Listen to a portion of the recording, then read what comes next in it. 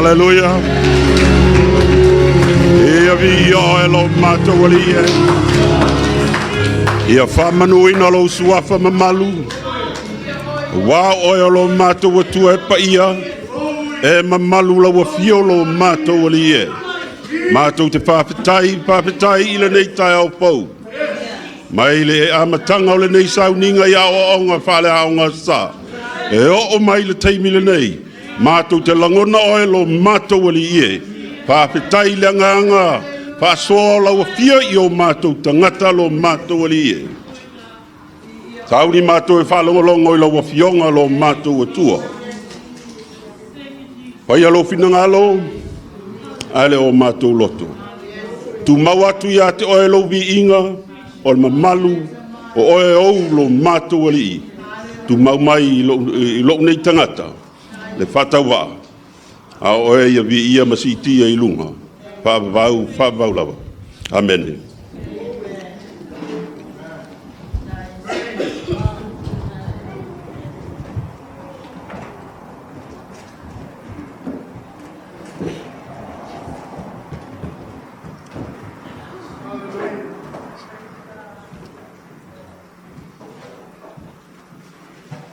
O te whaftai ili ni tai au mātango fie.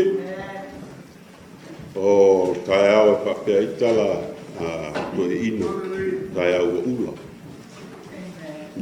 Tai au mātango fie. Whaftai ila na au sunga whapea ngainga. La mausa tusi mo i tātou la tātou wolo i la fionga pa ia le atua.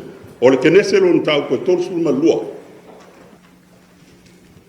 Kenese lo ntau koe tolu malua. Alon po ipo iwa se iol po ipo sulma le lua. Whai ua maua, on tātou whai tau whatasi lea mai ai. Amen, pia whai ua maua. La tātou whai tau whatasi whai pueiva, se iolo whai poskul mane lua. Ia. Whapea fo ia ia kopo. Io vai, lea tua o lau tamā o Upper Amo. Lea tua fo i o lau tamā o Isa Ake. Whapea mai ia ta. Na e toi fo iatu i lo nu. Mo lo ainu. Te anga le iatu fo iatu oe. Te anga lava i mea loka uma.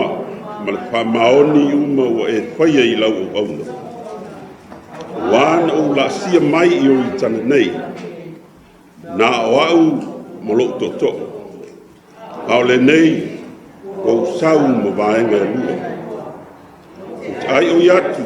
Ie lava i mai a tau ai le lima o lo uso. O le lima lava o e sau.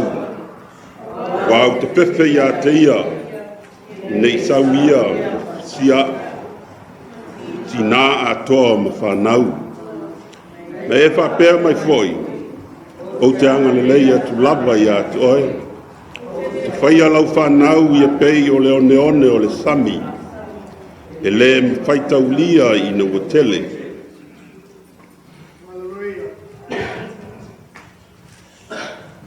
Leo o toe fo'i a kopo i kanana. Maila na soloanga na alu i Panorama. Ai ina ua tupu ti ngā ma whainata i a te ia. Ina ua whea ngai malonga tua ngane o lon tina o la pana.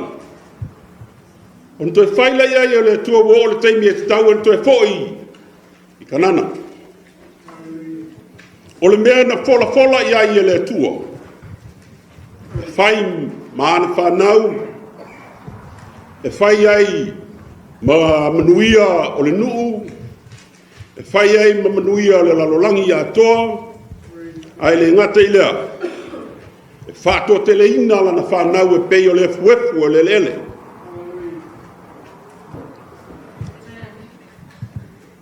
A pei o ne si la fiela sola anga le tangata lea. Na sola o na oia o Iakopo. Oia o Iakopo le tangata whaitunga fiti. O le tangata e tau whaasee ma nā mionga. O le tangata e sua maria mai i luma. A kua. E iai se meo lo whawai. E pēo le si la fiera whanau lea.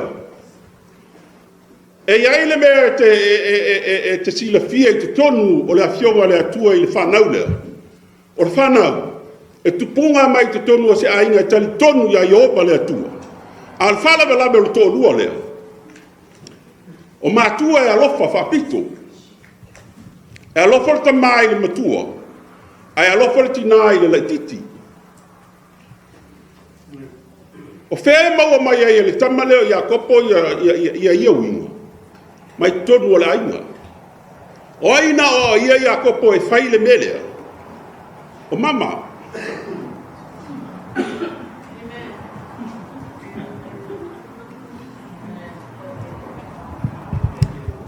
Ele kei vai al mama e whai le melea. Langa va aku foi. Le ia lo fa piko foi papa ia san makua. E aku football ka mikiki. What I meant, he's an outside person. E fia kele whako, be hunter, be o whai mai tu spaia, be fia I me physical strength. Ka kou ka mai fia iai. E le wha pe hoi ngā o Isako. Ai lei whanau le whanau lea. E mai kala le whinge lea. Se o loko, o mele o ke mai ai. E ese ngai kama pe e fufusu I kongo lo mangapa. Ar tala le atua na whai e tina lea na whai ai. E lua malo I te tonu o oe. Paua le tala le e lua malo I te tonu I te oe. O le wi, o le tama matua, e whai au nei le wi.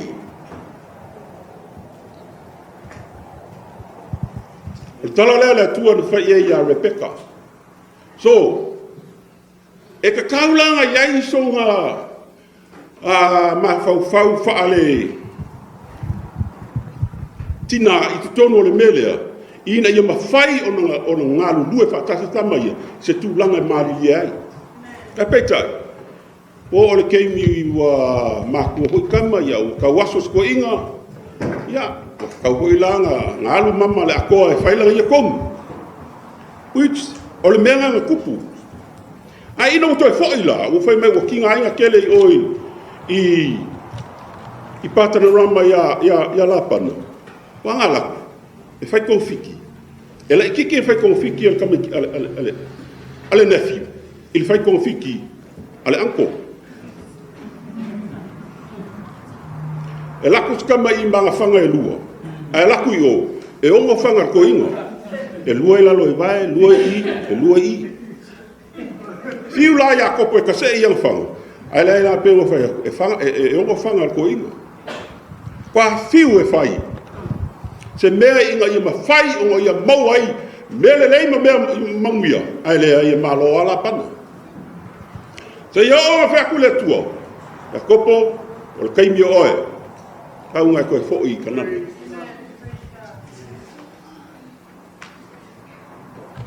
Lea lai whai e ilo ina o saula kalaka leo o ia kopo.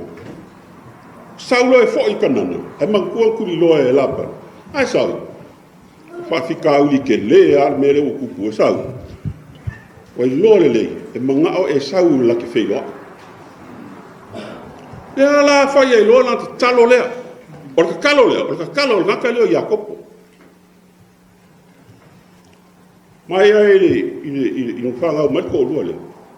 Ngā le miki anga wa ai ele li lea. Ai ngā ke le I wha pēha kua I lea kua. Lea tu ai. Pia maua le soso. Ai whakoa whai ai I. Pia mta upu le tōru suru malu. Inga o le a whailoa I malunga uso e sau.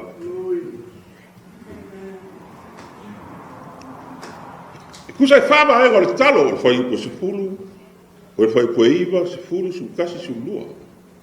O vanga e whao le talo o le tangata lea.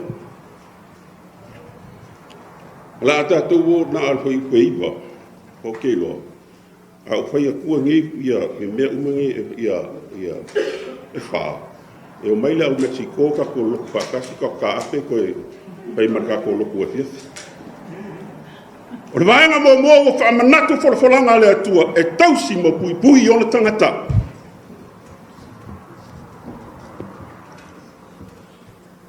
Pai mai le talo le tangata leo Iakopo.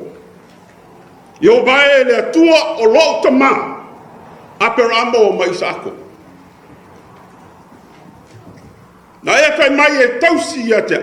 Ma pui pui ia te. I bea o te alu. Ai ei wha mafa mulmui. Pai mai le tua ia Iakopo. Aua o te le tua oe. I will never leave you alone.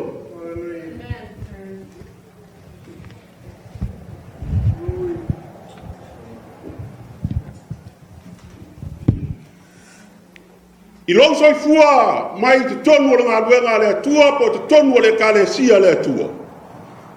O te manatu mo ta ofi o le ale mea tātou te mana nao iai ma fia whai atu i le atua. Le tu la fuai o e le atua. E le ai. I atu nuu nei o lo tātou no fuai. O se o langa ti ngā marwhaingatā i le tausinga o ainga.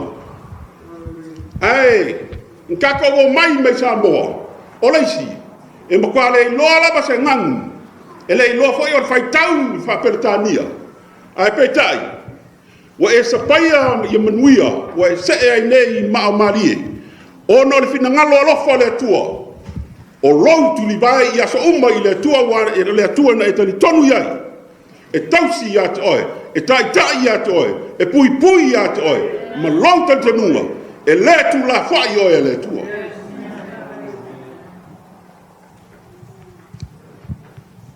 O le alanti ngā marwhaingatā o le olanga e tātou te ola ma soifua i lau nei. Ali ia e manatua o whamamafa o iai u whai mai le tua. Au wā o te le tua oe.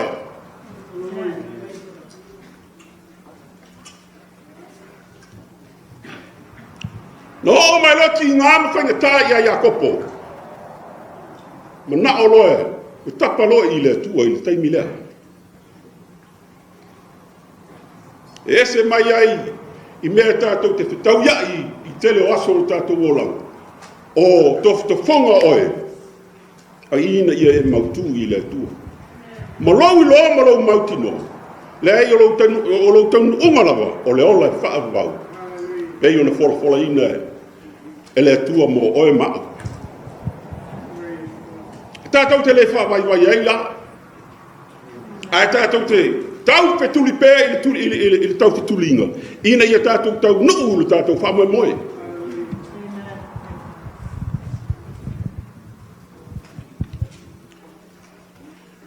Na waaile i a pē o ne sila fia ina ua moe i lana solaanga. Na ia au maile maa alunga ai ai whai eila na miti whai mai o la ape whai. E tū i le larolangi. A olona e o i le langi ai foifo i ai angen. Ina ua. Whaila na miti ma le polo inga la lea le atua na whai ai. O le whanua le te ta otoa. O te watua i atu oe malau whanau. Le lau o i teino tinga. Mo koe kapale ngoa mo koe mahau whau i le atua o petele. Le tua le na fa manatu ia te ia. O te le tu la fwa ia te o. O le miti le na mafu ai pe ina malosia ai, fa malosia ai pe. Se ia o mai ai te mi o ina ala to fo i mai. O la na miti ale le fa mtala i onto lo. E te lo. Mai i ana tau mawhainga ma ana i loa. E tau mawhai ai le la mafutanga malapana. Le ai se mea e whaingo fie i a Iakopo o no whainga la pana. E iau ana o maile i whao le lawe ai. O mailo le atu sauni e te alu. To e fo i kanana. Le ana mafuai ana sauni to e fo i le eila na te talo leo. Ai le fo i la pe on tatou loe la na alu i o i patanarama. E alu i kanana. A uma na sauni e le tua tangata lea. Mori to e fo i lona ai. I manuia o le tino, i manuia o meo o la fumanu, o manuia o ana whanau na maua, o saunia uma le tua tangata lea. I so se mea nari ai. Ina ia mawhai o na toi fo'i i kanana. Mai le tala, pe o tātou loa. Na ia ngā lue mo sana ava. O iho i la le ka ke loa e le me tupu ti tonu la ingale. Eu ia na whaatopi tope le sola anga. Ai ngā kele i lope whawheo ngā su el ko lua. Pe ona e whai tau ia i la fionga le tua. Pāwara wa aia ka ngaka le inga ua kaungu ulu vai eli. Ino whai atu, o la sau la sela, o la fini o la pana. Sau la sela, kilo aku kalaka. Koe mai o le teine e au le lei lon tino. Koe whai mai vai kuspa ia, to e mata au le lei. O langa wa ai lea. O le kala mua la pana ua fia la pana ua la whilo ai ma kamo Jake. Mai la pana, Jake. Kau mai pola le kongi ke maa oi. Kala mua a Jake. O ke mga o ki fia whai poipo ia rasela lo wa fini. A lele i lava se maasangi a lo uso lea. Ma le kengi lea. Ai le lei so ko lua lu mga ai.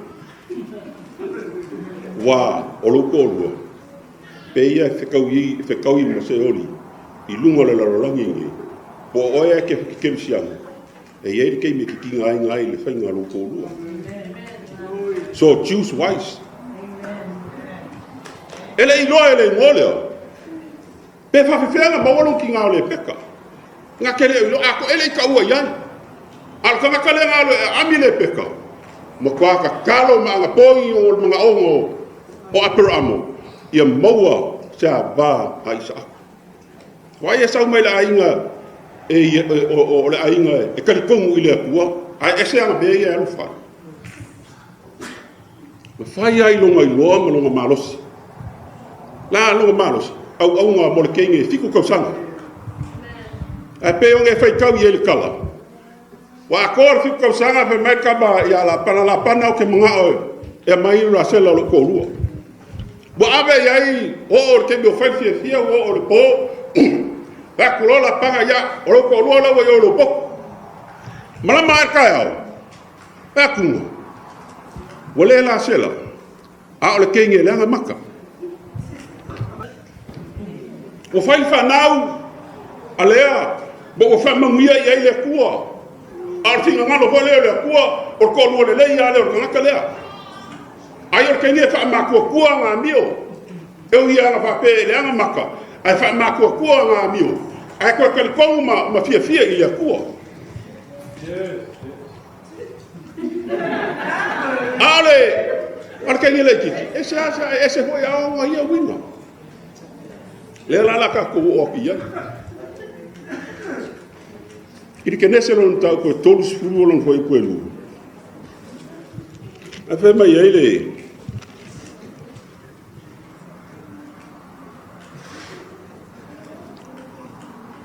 Le mana o rasela inga ua a kole le fiko sa. A ve ele. Ko fe mele o la pa. O yo fa ko le ya ko. Mo kwa le ala kele mele we fe ke a fe mai il kala ka leo o la pa ele fa penar ku ol makung o ku ol makung e mo makua me nga o makul makua pe melo la pa au mai ya so fiku o nga ba ku lo la sela ai ko polong ai ko au ya so fiku ko sanga fiku ia ke o la sela ko ile wo we manga ai ave ye ai le fa nga wa la sela. E wha manatu ia oe, e wha maoni ia le atua i ana polpolanga. Iso se mea ke alia.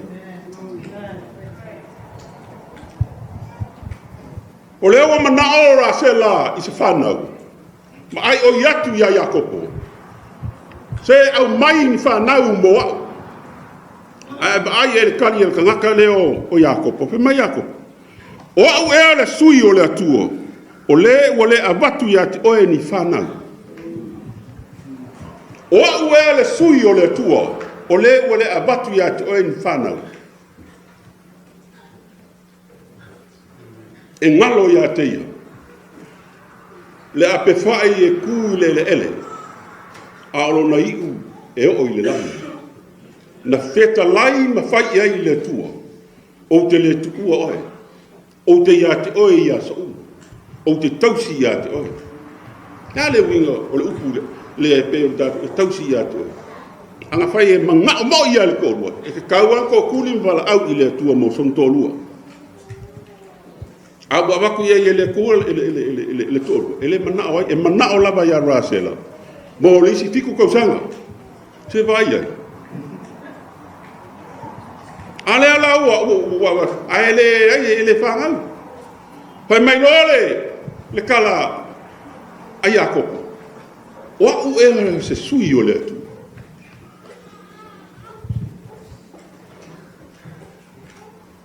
E ngalo ia ia o le tangata, na wala wina e le atua. I lona pinu ngalo ina ia whakau nui ina, mo le nuu o Israel. O le manu ia tele, na fola ia i le atua. Kua ngalo a koe mahau fau o le tangata le. Kalu tu langa o le rarolangi ma le baai. O whaase ina. La le meu au mai le rarolangi. Anga o au le kengi le, o le fingi le, o rasela. Baai. E leo le whai ako e ke ika mai ia kia. Kua haika ai a kopa. Whai e lor kala lea. E leo o susui o le akua. Anga o au lao la sela, pe o kele o fingi sa mo ho e ako. Vai. Nga mafua ngai lo e kongo la ngi. O makai. Ma le kingo ngai.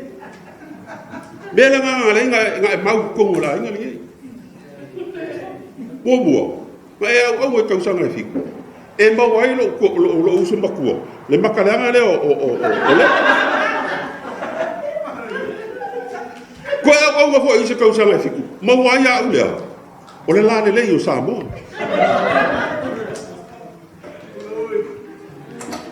Au e kei ka mai kia. O le ka o ke fai. O ke fia maua manguia, la maua la sela. No ia ko. O hiu le o sui o le atua. It's him. Ngala ko kulia wala u le atua. E kali mai le kua i mele mana o ai le kamai kai le. Wa ai lao e le whainga le liunga la langi o le meu kupui. A whaia ke le maria ri cheki le mea i ke mene. Ia, a waku mapila lea. O le kasi o le lua au kon. A waku loa iai pila, pe mai kala la sela. A waku pila lea, inga iau mau ai whangau, mankuar kala ia kopo ma kara ma sara. Oi, apero amo sarama makara. Ele manao ia le tua. Kai pe ia la mele. Li liu lo le finge. Inga ia kali lo mangao. Au mai lo le si. Waku lea. Inga ia kali lo mangao. O le lalolangi o tatou ngalu lue ma puno no ai i le mele nei i le ngaluenga le tua. E whamalie ngā tāl tangata.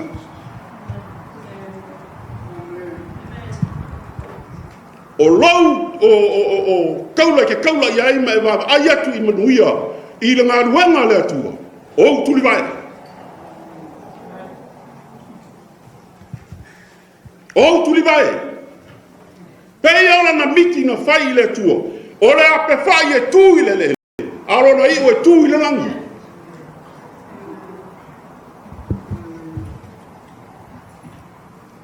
Ina ua maua le whanau. E vai a kwa ele maria sau hoi lea, me mai lea, tei. Se le pale wa kuhoi maoe. Le kali lea nga inga e Jakob, lea ai. O mea nga tutupu i nao na po, a e whaafitai i le malama o Yesu Keriso i nei aso matulanga u tātou iai. Tātou te whaia le mea fina ngalo i ei le atua. Pei o leu wai, wala aua le atua ia aper amo masara. O le nā le mea manoa mia e le atua i o tātou wōlanga tautua, ma le o langa au auna i le atua. E wha maoni a le atua i lana folfolanga. Pe ti ngā pe whainga tā le mea e kako ke uia, ai whai alfi na ngalo le atua.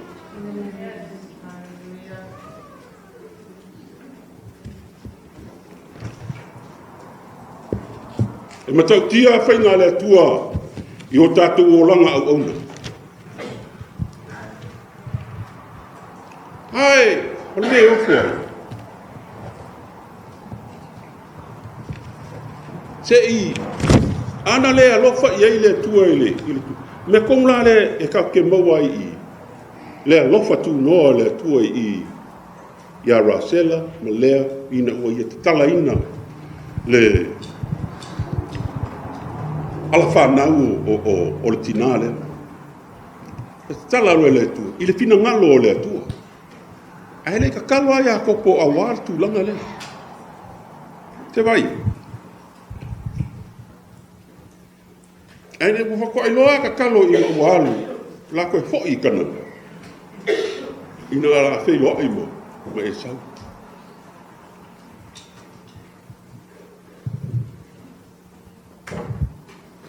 Wau ea le sui o le tu. Mai lan talo ka e mawhau fau iei.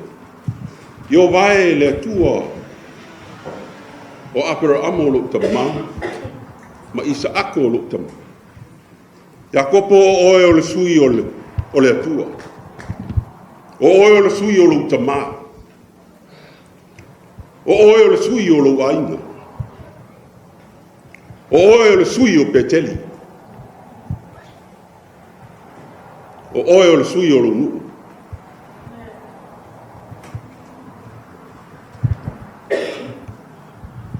E mai paulo.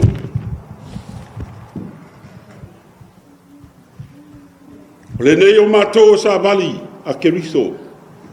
Pei sa i wai oi mai le tu. Ia oe mai. E ala i mātou. O au auna.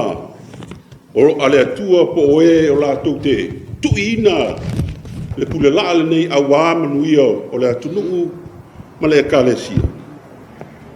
Ina ia le lei. Ia le tangata ma le atua. Po ai lava oe. O oe ao le sui o le atua. Po ai lava oe. O oe o le sui o lo tamā. O le sui o lo tina. O le sui o lo tauainga. O le sui o Midway.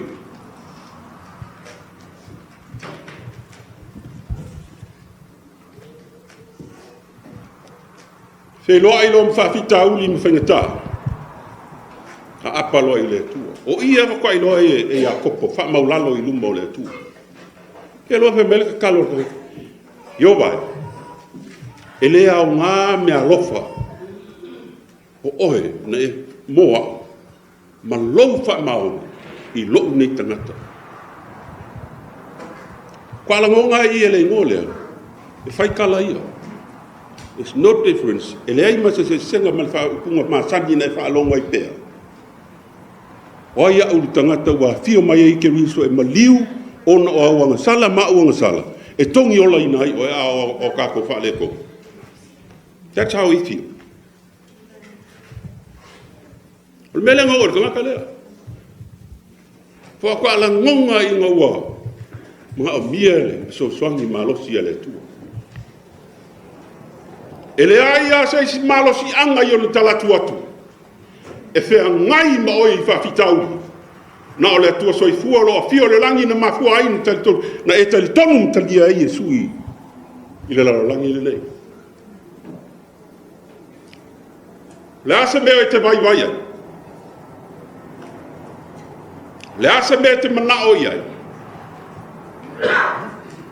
Oe o le sui o le atua. Le asa mea mana oi ai lau whanau. O oe o le sui o le atua.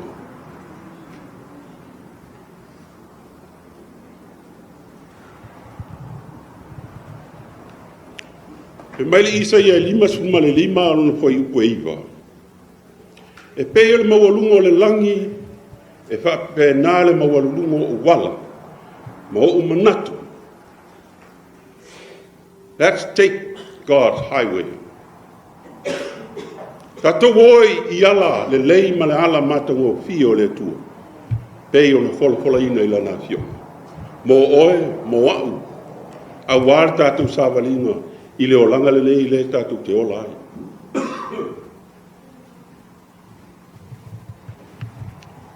For the sake of the young people in my class, Jake did not depend on God once he gets out there in the world. He did it on his own, his strength and his knowing or his mind. But he didn't depend on God for ever what he wants. All he did is just from seeing it and looking at it, and he takes it. You need to get on your knees and beg God for mercy to give you what you want. You see, a lot of your age and the young people here in the United States, they start getting away from the church. They don't want to listen anymore about God. Recently, a young girl, only 21 years old, she only works, and the mama takes all the check, and she come around and live in her house.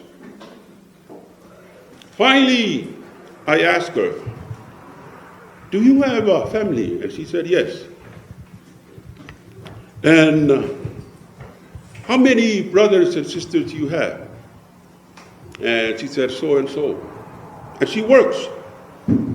And why are you keep coming to our house for almost 2 months?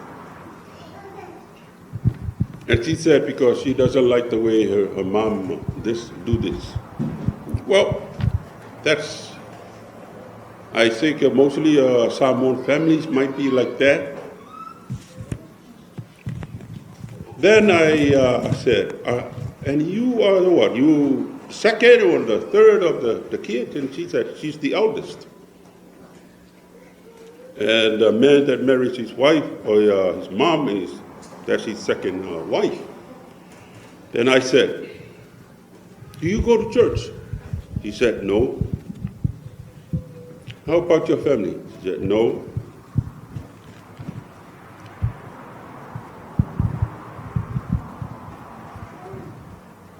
O ngari matutua, wala tau la fwai le tua pasanga le lolangi atu ne maua mai isi manuia. Then I told her, listen to me very carefully. If your parents treat you like that, I think you need to talk to them. But talk to them respectfully. With a good behavior and respect them the way you talk. Don't talk like you young kids talk to your friends or your parents. I think that's how you're going to talk to her. Sarcastic language and things like that. I don't want you to talk like that to your mom or your dad. Since you're the eldest, I want you to go back. Tell them your story and all this, and tell them that you also need a life. How can you live without money? And how are you going to come here and you're expecting me to feed you?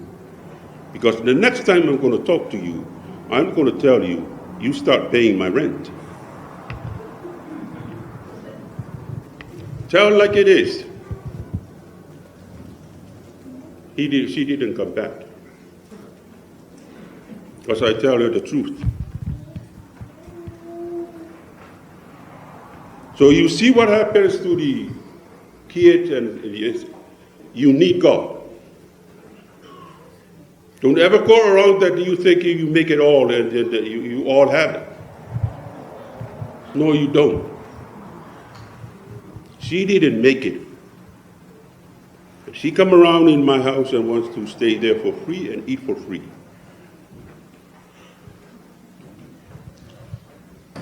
Come to church. Come to church. If you know your friends that you don't go to church, break away from them.